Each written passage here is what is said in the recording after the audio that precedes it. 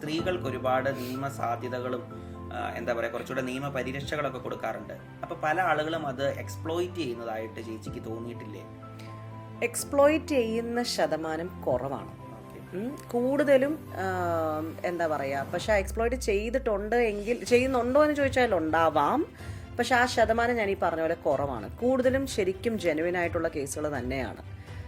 പ്രത്യേകിച്ച് ഞാനൊരു സ്ത്രീ ആയതുകൊണ്ട് തന്നെ പലപ്പോഴും നമുക്ക് അത് ഫീൽ ചെയ്യാറുണ്ട്, ദ ഡിസ്അഡ്വാൻറ്റേജസ്.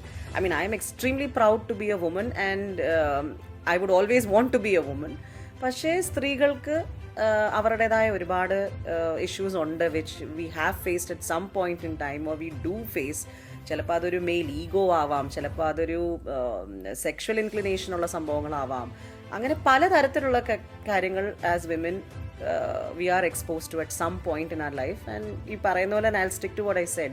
എക്സ്പ്ലോയിറ്റ് ചെയ്യുന്ന അങ്ങനത്തെ നമുക്ക് കിട്ടുന്ന പ്രിവിലേജസിനെ എക്സ്പ്ലോയിറ്റ് ചെയ്യുന്ന സ്ത്രീകളുടെ ശതമാനം കുറവാണ്.